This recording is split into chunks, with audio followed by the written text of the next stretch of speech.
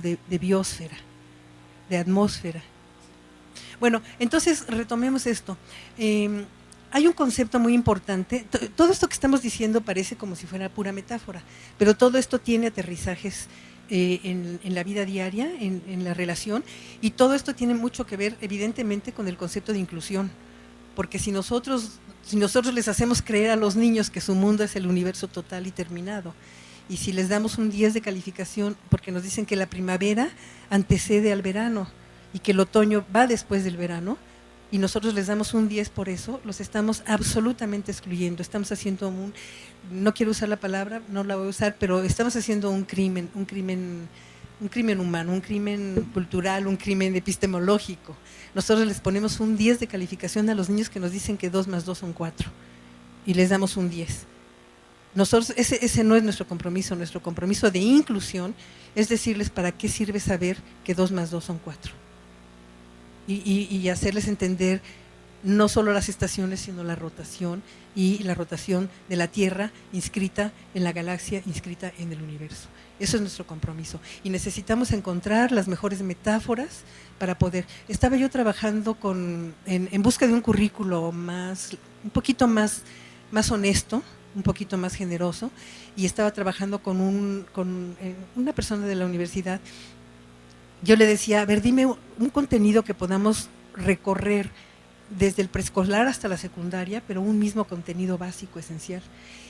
Y él, que su especialidad es la hidráulica, me dice en cambio que lo que les tenemos que enseñar, dice, si yo fuera a escoger 15 contenidos curriculares para trabajar desde preescolar hasta secundaria, escogería las leyes de Newton, por ejemplo, las leyes del movimiento.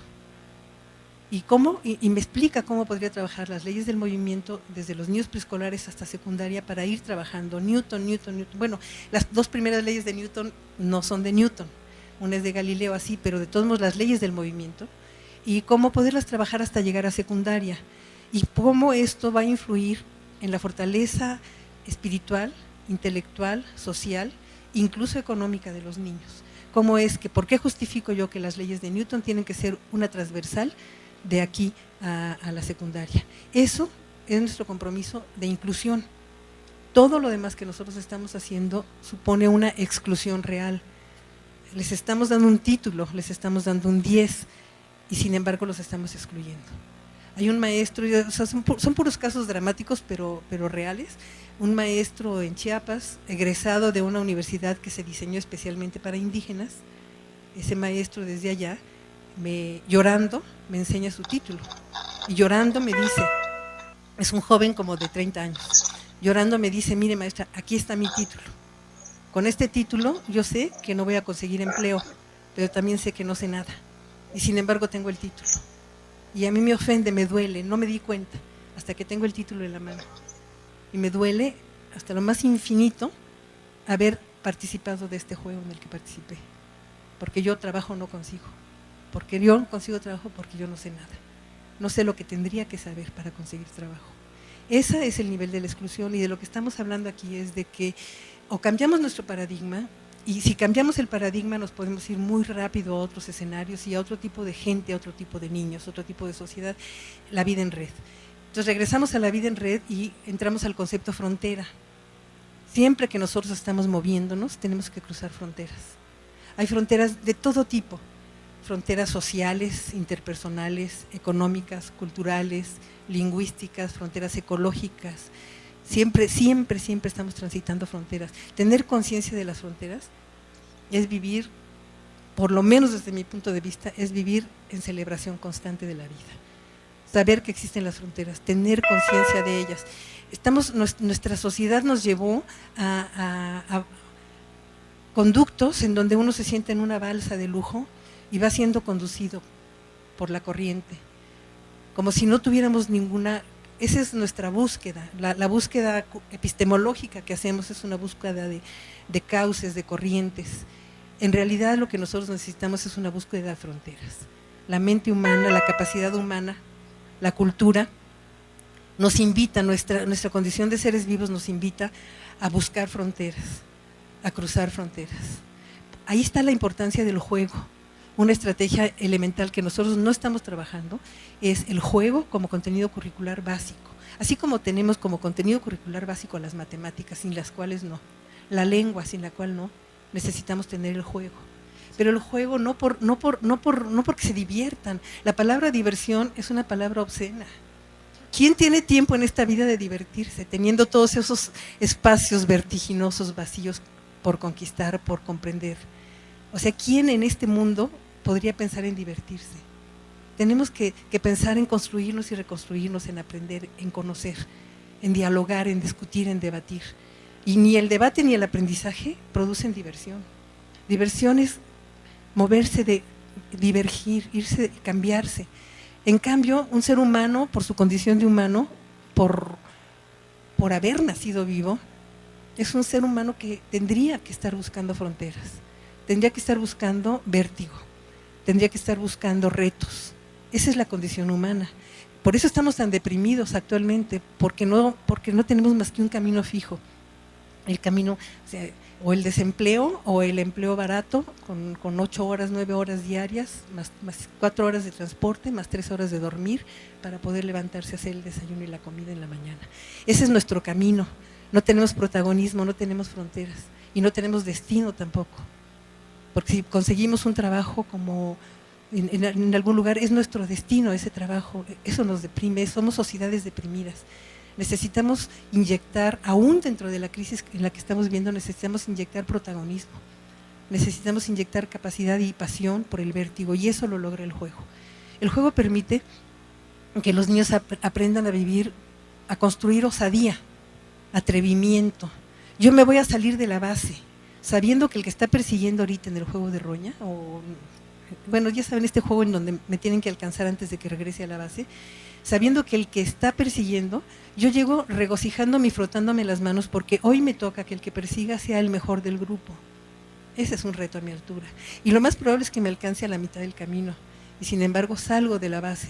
Porque cuando me alcancen, yo voy a estar atacada de la risa de pensar cómo me atrevía a sugerir siquiera que no me iba a alcanzar. Y me da mucha risa de pensar que yo misma sabía que me iba a alcanzar y salí.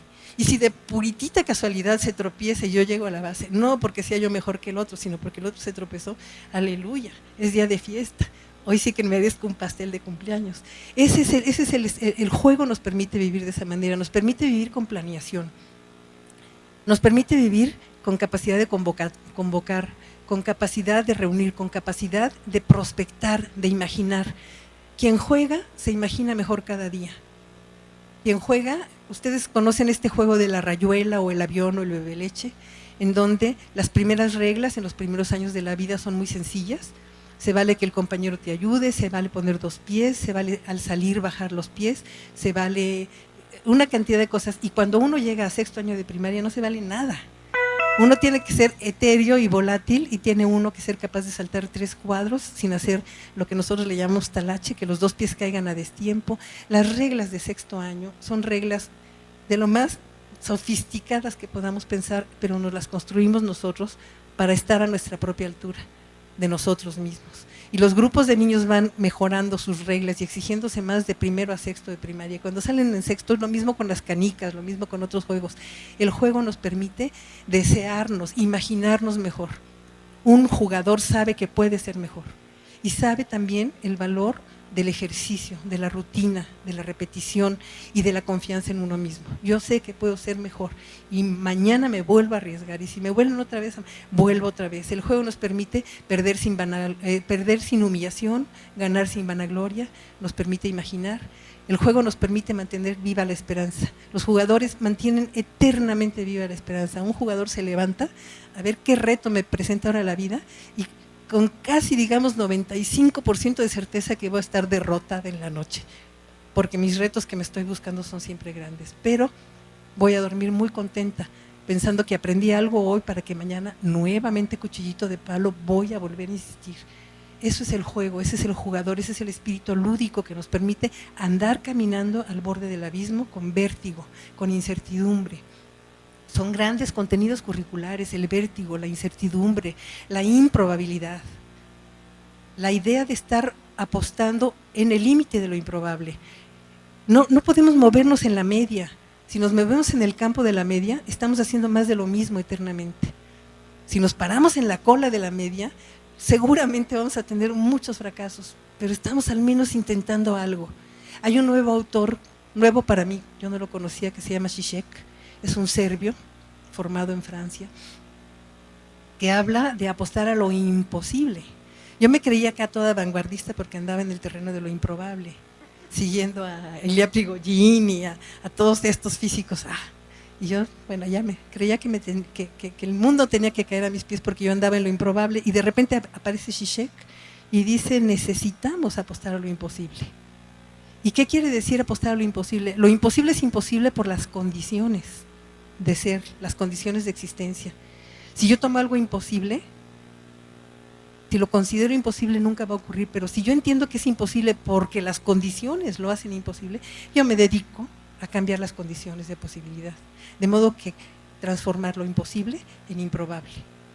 No improbable, pero simplemente con el solo hecho de que lo imposible sea improbable, estamos haciendo un trabajo monumental, fundamental, indispensable. Movernos hacia lo imposible, diría, bueno, digamos más humildemente, a lo improbable, para hacer que las condiciones de improbabilidad ocurran, para que no hagamos más de lo mismo, porque nuestro problema central es que estamos haciendo más de lo mismo. En educación llevamos muchos años haciendo más de lo mismo. Los contenidos curriculares no han cambiado y el mundo ya cambió y la ciencia ya cambió y nosotros seguimos haciendo más de lo mismo. Todavía seguimos 2 más 2 son 4. Entonces, esto que dices podría ser lo que algunos autores trabajan como utopía. Pues sí, con todo y lo desprestigiada que está la palabra, yo pienso que no existe una vida humana sin utopía. O sea, ¿cómo podríamos levantarnos en la mañana sin una utopía?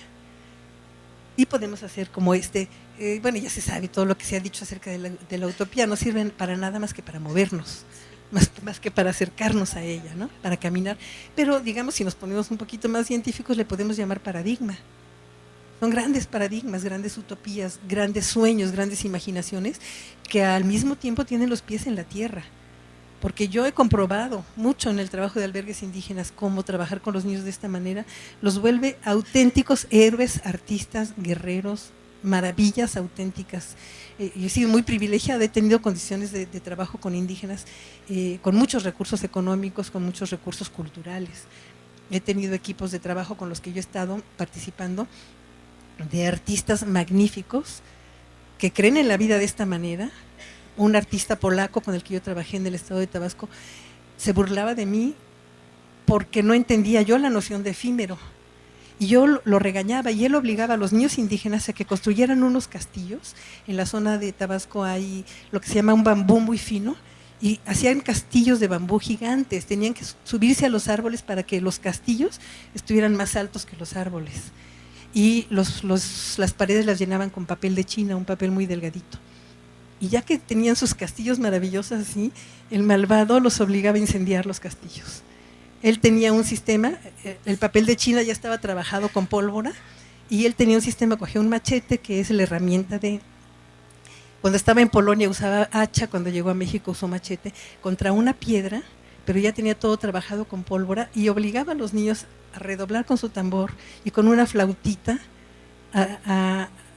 como ellos sintieran, con flauta y tambor, que es una zona de tamborileros, a despedir sus castillos que habían hecho, y siempre a la hora en la que el sol se estaba metiendo. Eran unas ceremonias, y yo lloraba de desesperación y le decía: no seas malvado, ¿cómo haces eso? Te tienen que encarcelar, estás violando todos los derechos humanos. Y luego yo me iba con los niños a consolarlos y hacerlos entender que el loco ese se había equivocado. Y los niños me decían: estás loca tú. Nosotros somos felices. Y los niños tocaban con su tambor y sus lágrimas se les escurrían. La loca eres tú, él no está loco. Estará bolo, decían, porque si les dicen a los borrachos, y a él pensaban que estaba bolo, porque era tan loco el cuate el polaco, que parecía un loco. Pero ellos decían: él está bolo, pero tú estás loca. Nosotros somos felices, nosotros estamos realmente entendiendo muchas cosas. Y yo le decía: ¿y qué pasó a la hora en la que se estaba incendiando? Nuestros castillos, me dijo un niño, se los estábamos entregando al sol. A la hora en la que el sol se estaba yendo, se estaba llevando con nosotros. Y mañana, cuando el sol salga, va a tener más luz porque está iluminado con nuestros castillos. O sea, y yo la idiota, tratando de decirle al sabio que era un artista, ya murió, pero es un artista conocido, se llama Marcos Curtis, y yo tratando de decirle a este señor cómo debía portarse, siempre desde el deber ser, desde mi ser monja, ¿no? Desde mi ser, nadie debe de sufrir. Entonces, esos privilegios me han demostrado que realmente vivir al borde, vivir con una certeza de nodos, pero vivir al borde es la condición humana, es la vida. Esa es la vida, todo lo demás son simulaciones. Gracias por concursar. Entonces, otra noción muy importante que tenemos que trabajar es la noción de fronteras. Saber cuándo uno se está aproximando, diría Vygotsky, ahí viene ya el imán, ya empiezo a sentir por dentro que la inquietud me arrasa, ya estoy sintiendo que algo está pasando.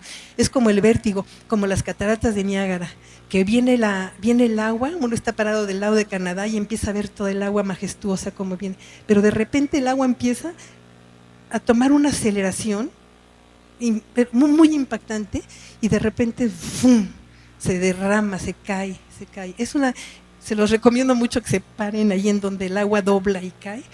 Es lo mismo, la frontera nos hace empezar a sentir que ya vamos llegando y nos hace sentir una especie como de deseo y pavor combinado, pero al mismo tiempo la frontera nos obliga a desear ese salto. Sabemos que no nos acercamos ahí nada más, somos autónomos, no heterónomos, no nos acercamos porque alguien nos haya dicho acércate. Desde nuestra autonomía corremos el riesgo porque somos grandes jugadores y nos trepamos en ese vértigo y empezamos ¿pero por qué nos trepamos? Porque sabemos la frontera produce, vivir con conciencia de la frontera, produce una sensación muy importante de conciencia de la otredad, que es la contraparte de la mismidad, que es la contraparte de la inclusión, que es la contraparte epistemológica del ser, la conciencia del otro. Si no tenemos conciencia de frontera, no construimos bien la conciencia de la otredad y nos enfrentamos al otro sin identificarlo como otro. Nosotros tenemos una conciencia muy cristiana de que todos somos iguales y que todos tenemos que parecernos y todos tenemos que sentir igual y tomarnos de la mano. Sin embargo, epistemológica y humanamente es mucho más interesante acercarnos hacia un otro que yo desconozco, que no sé quién es, que no sé cómo es. La idea de la otredad. Si yo tengo conciencia de frontera, tengo conciencia de otredad, porque sé que al cruzar la frontera voy a caer a un territorio que no conozco y voy a encontrar personas que desconozco. Entonces, la noción de frontera, al cruzar la frontera además, yo tengo que hacer un ejercicio muy fuerte de decir quién soy. Cuando uno cruza una frontera tiene que identificarse, dibujarse, construirse y decir este soy yo y voy a cruzar la frontera. Y entonces el guardia fronterizo pregunta ¿y para qué quieres cruzar la frontera? Y tenemos la obligación del compromiso fronterizo de decir para qué queremos cruzar la frontera. Si queremos decir porque yo quiero ser rico y tener una casa y 2 coches, no importa, es una fantasía loca, pero eso es por lo que yo quiero cruzar la frontera. Y al guardia no le interesa, pero sí te exige que digas por qué quieres cruzar la frontera. Entonces la noción de frontera construye la noción de otredad, obliga a la construcción pero a la noción de mismidad también y a la noción de una mismidad con prospección. Una mismidad que se imagina en otro lugar y que tiene energía suficiente para buscarse a sí mismo en ese otro lugar que se imaginó. Esto es mucho Amartya Sen. Amartya Sen habla de esto, de que necesitamos, de que la autonomía consiste en conocernos, conocer el mundo que nos rodea y desde ese conocimiento imaginarnos mejores y salir en busca de ese mejor que podemos llegar a ser. Entonces, la conciencia de vivir en red es vivir con conciencia de fronteras y tiene como algo muy importante que nos vuelve sujetos con historia, porque al cruzar la frontera tenemos que saber narrarnos a nosotros mismos. Dice Riquet y dice estos pensadores que nosotros existimos cuando nos narramos. Existe más, si se puede decir eso, quien sabe narrarse, quien puede hablar de sí mismo frente a los demás. La vida en movimiento y la vida con fronteras nos obliga a ser seres históricos en cuanto a que tenemos que narrarnos a nosotros mismos, decir quiénes somos, de dónde venimos y qué deseamos. porque en un movimiento en el tiempo, que es el movimiento histórico, solo podemos movernos si sabemos de dónde venimos y si tenemos una intuición mínima de hacia dónde vamos. Entonces, todo eso tiene que ver con esta estructura de vivir en red y vivir en movimiento desde la mismidad y en busca de la otredad, en una búsqueda apasionada de la otredad. Cuando los chavitos están adolescentes, tienen esto muy claro en el terreno de lo sexual. Ellos saben que su cuerpo es magnífico, se acaban de descubrir cuando tienen 15 años, se acaban de descubrir bellísimos, potentísimos o potentísimas, bellísimas, se acaban de descubrir magníficos, pero al mismo tiempo, porque así es la vida, al mismo tiempo se descubren incompletos, al mismo tiempo se descubren mitad de algo, parte de algo, y entonces empieza un impulso muy fuerte por ese otro que los complemente, o esa otra que los complemente. Y es esta búsqueda, este enamoramiento, esta sensación, esa pasión por el otro que me diga cómo soy yo. El otro también nos va a decir cómo somos. Nosotros no podemos saber cómo somos si no nos enfrentamos al otro. El otro suena horrible, es muy útil. El otro nos enseña cosas nuevas, pero el otro también nos dice cómo somos. Es un espejo que nos permite poner los pies en la tierra y dejar de pensar que somos de una manera. El otro nos dice cómo nos ve y nosotros podemos construir mejor nuestra mismidad en el espejo del otro. Bueno, entonces aquí se va pasando el tiempo y traía algunas estrategias. O sea, es que todo esto que les estoy diciendo, ustedes saben que se puede aterrizar en estrategias educativas y en modos de relacionarnos con los niños, en currículos. Aquí yo tenía algunos contenidos curriculares. Por ejemplo, contenidos curriculares que no sé si ustedes sepan si están contenidos o no. Y cuando digo curriculares me refiero no solo a la escuela, sino a la familia, o también a las instituciones, a los hospitales, a las salas de espera de los médicos, a los centros de recreación, a los equipos de fútbol. Contenidos para vivir en esta manera. La capacidad de expresar ante otros algunos rasgos de la propia mismidad, pero selectivamente, no cualquiera. Yo no voy a hablar de mí, así soy una ciudad abierta, entren y tómenme, no. Yo tengo una selectividad para narrarme. La capacidad de escuchar lo que dicen los otros y tomarlo en cuenta. ¿Cuándo ustedes han visto en una escuela primaria a niños de tercer año, qué materia estás tomando? La materia de escuchar. Es inconcebible.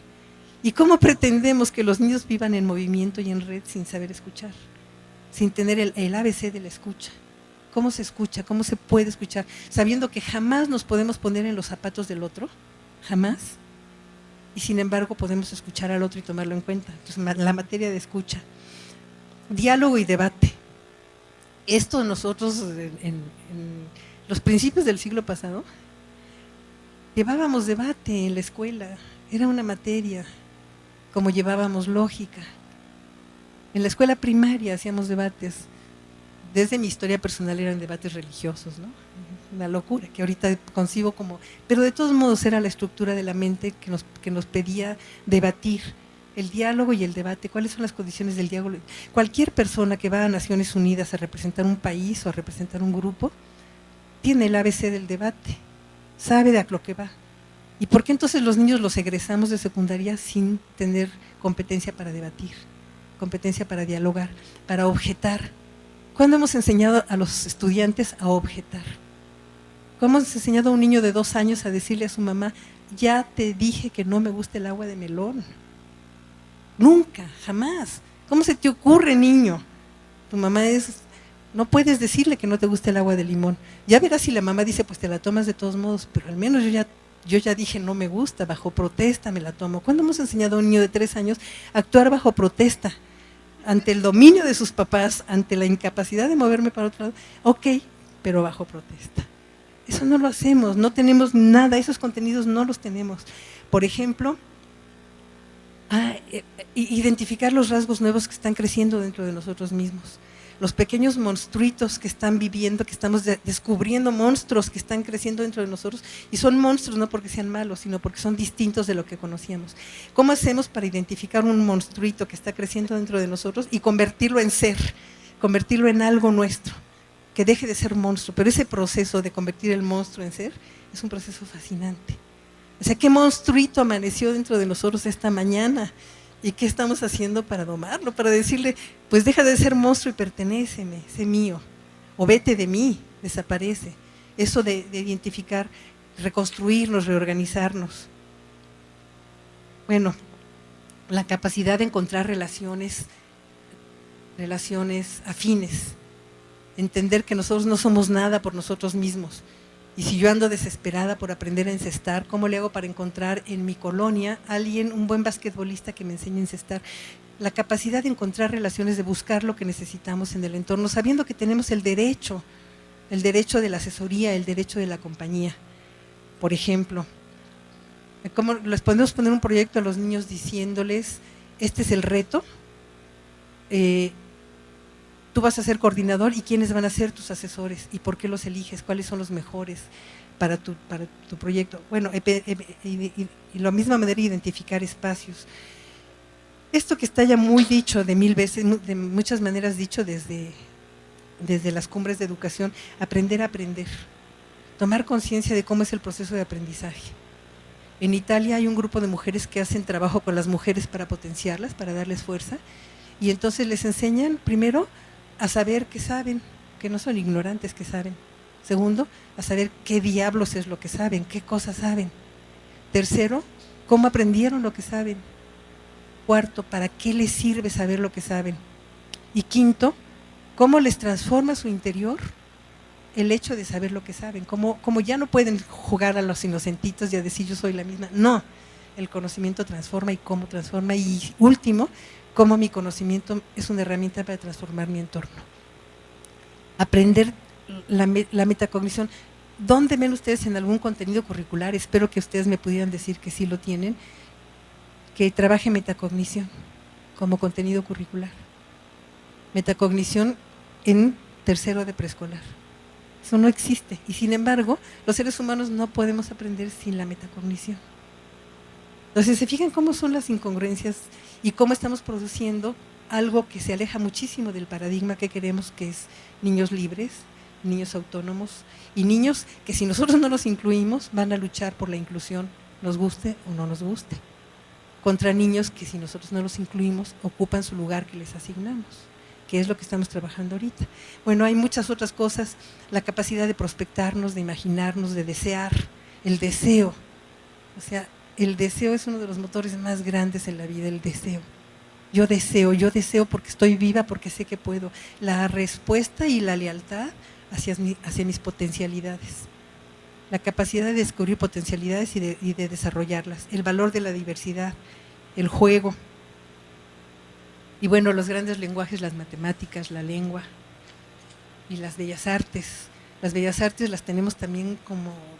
Sin embargo, son el lenguaje. Yo necesitaría pedirles a los niños que me hagan un resumen o de qué comprendieron acerca de la fotosíntesis usando el teatro, o usando la escultura, o usando la danza.